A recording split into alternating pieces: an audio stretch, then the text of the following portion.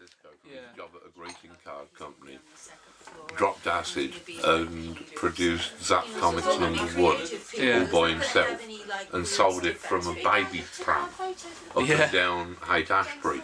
And then by the second issue he'd got all these. So Mr. Moore.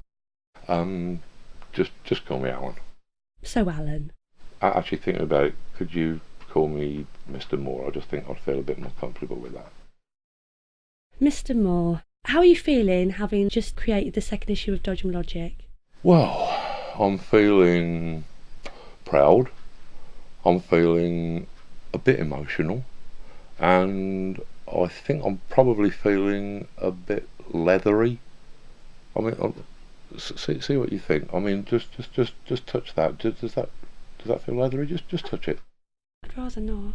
Well, no. I mean, there's nothing wrong with it. I've not got anything contagious. Just touch the hand. Just tell me if it feels leathery to you or not. Can I just pop these on for a second? Yeah. Well, if you insist. Yeah. Yeah. Does that feel? How does that feel? A little bit leathery. A bit leathery. Yeah. Yeah, that's what I thought. Yeah.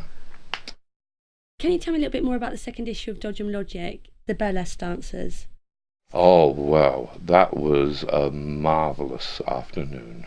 We went down to the St James Working Men's Club in Northampton to get a proper, authentically seamy backdrop.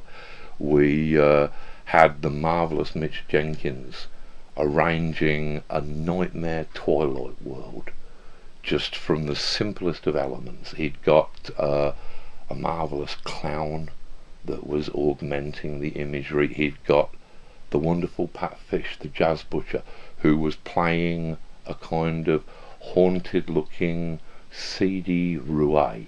Now, I mean, that is not what Pat is naturally like, so he had to spend like hours in makeup to achieve that effect. And then we had these wonderful ladies of burlesque. We had Miss Lily Blue, Miss Candy Kisses, Dark Teaser,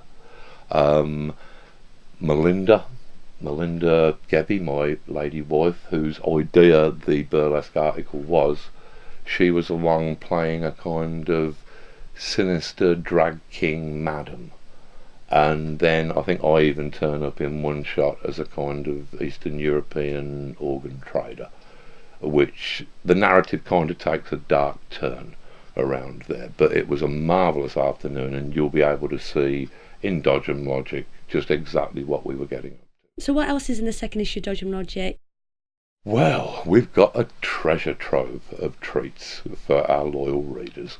We've got, we've got more of Claire Ashby's guerrilla gardening tips, and the same goes for Dave Hamilton with his eco chamber, where he's going to be looking at the darker side of social network groups.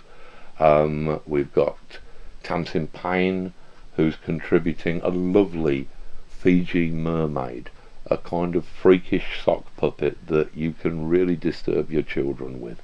So that will be in there. We've got Steve Aylett contributing 2.5 frankly mystifying pages under the title of Johnny Viable. We've got Kevin O'Neill doing another one of his psychotic masterpieces. We've got The Magnificent Savage Pencil. We've got Melinda's article on burlesque, augmented by Mitch's pictures.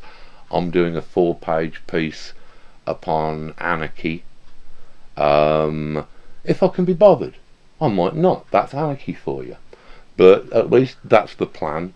And a whole lot of other pieces which I'm sure that I have temporarily forgotten. Oh yes, we've got a piece by Magpie, who is one of the former leading lights of the steampunk movement, and who has recently defected to the post-civilization movement, which is trying to deal with the collapse of society now, before it happens, while we still have electricity.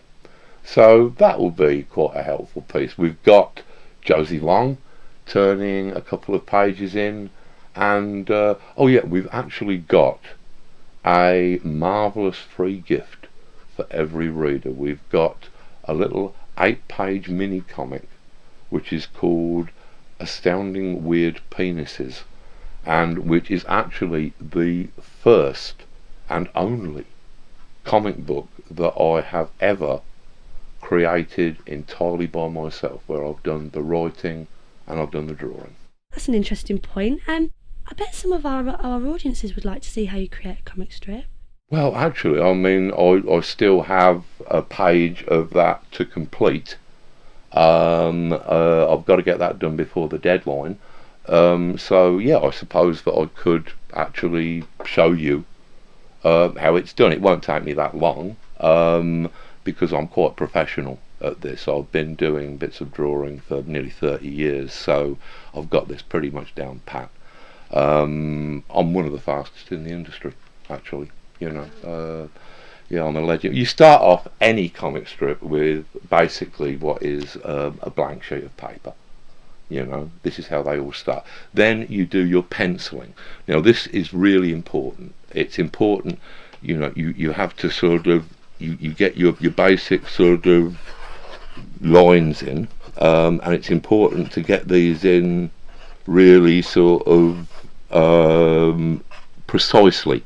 You have to sort of really make sure that every line is perfectly placed, so that you can, when it comes to the inking phase, that you know exactly what you're doing. There won't be a line that's out of whack in any way.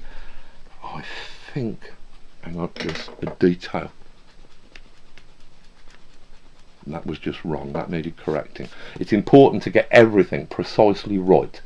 So yeah, I think this is the pencils that I will now go on to ink. Inking is in many ways more important than the pencil job. I'm taking what is a simple black repeatograph pen here, and I'm starting to do your main lines first, just so that they've got that elegant sweeping continuity of line, and you make sure that you get your heavy black areas in like that.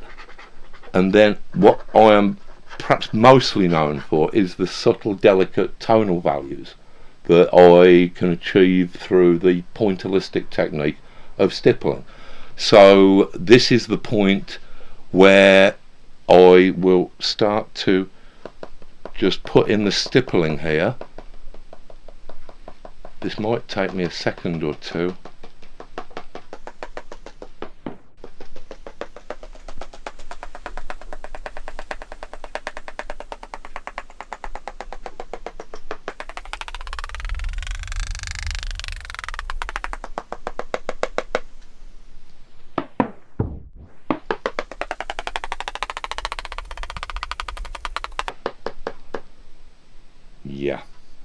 Yeah, I think that is about it for the stippling. Now the final stage is of course the licking.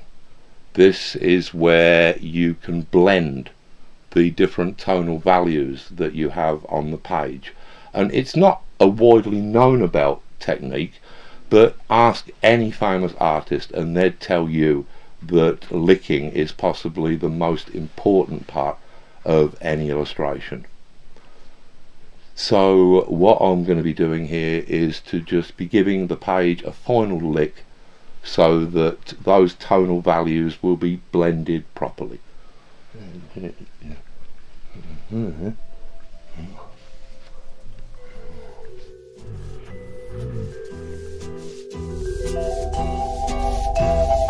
I think that is there. So anyway, that is the finished page, and that is how you make a comic book. Thank you very much for the interview.